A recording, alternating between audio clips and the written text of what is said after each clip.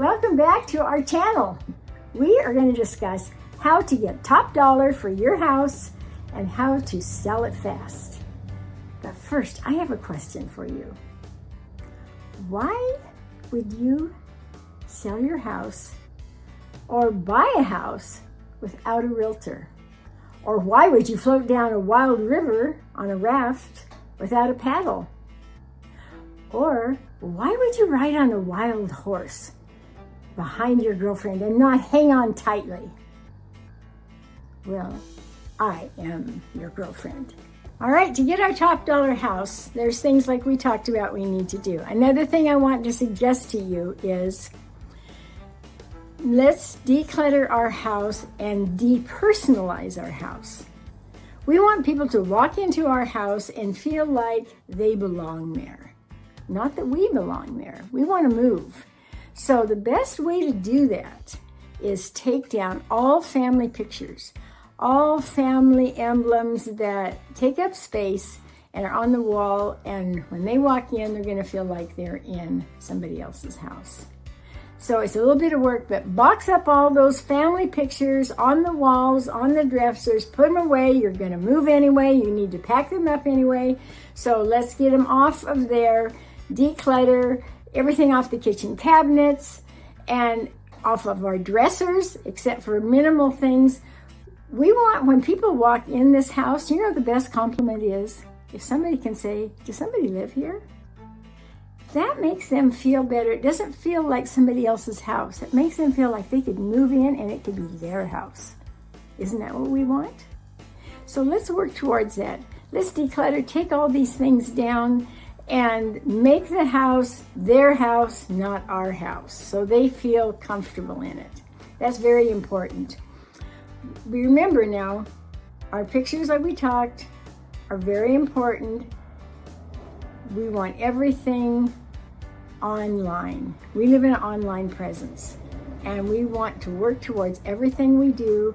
When somebody walks in, they look the same as the pictures they've seen online, because people are going to look online. All of your house, we're going to go in and take pictures, and if you have things around that aren't like you want seen, they're going to be seen. So everything's going to be seen that is still in the house. So be conscious of that. Pick up the things, pack them away. You're moving anyway, so let's start right now. I want to talk about the importance of pictures just for a moment. When you take your pictures for your house, you know, the Apple phones now and some of the other phones are absolutely amazing with their videos and taking pictures. But you know, what's our goal? We want to sell quickly and top dollar. I would spend the money and hire a professional real estate photographer that will come and take your pictures, have 3D tours on it. That's something you can't do. And to have wonderful drone pictures. It's amazing when you have drone pictures from up above, you can see the whole property. That's very important. And remember, when we have our pictures taken, every one of those photos is going to be online presence. So watch and be careful. Do you want to see when you're online presence that you've got a towel in the bathroom, that the towel is ruffled, or maybe your bedspread is a little bit ruffled?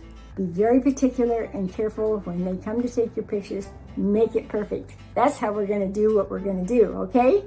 So that's one of the things that's very important, is remember, we live in a world of technology, and I want you to get the best that you can. If our pictures are not what attracts everybody, we're more than likely not to get the turnouts to come see our house, because people see all those pictures online, and if it's not attractive, they're not want to come see the house.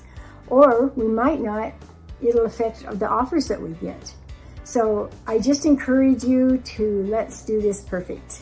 You know, one of the best things you can do in selling your house is to go ahead and have your house appraised yourself before you put it on the market. Because you know the phrase, and it's so true, that knowledge is power. And if you know how much your house is really worth and how much you're appraised for, you'll do the right thing and you'll price it at the right place. And when people lowball you, you know what exactly you can take and what you can't take. So think about that. It costs a little bit of money, but in the long run, you'll be way ahead. Well, we've had a great time together. We've talked about several things, and I kind of want to recap everything a little bit right now. And just remember, our goal is to sell our house quickly and get top dollar. Isn't that right? So in order to do that, we need to price our house at fair market value. I would not suggest pricing it $20,000, $30,000 above appraisal and say, well, I need negotiating power. If you will price your house at fair market value, you will sell your house. And just remember, I want you to remember this one thing. Your house's most valuable day on the market is the very first day it comes out on the market. That is the most valuable day your house will ever be on the market. From that day on, as the days goes, your house is going to have a perceived less price.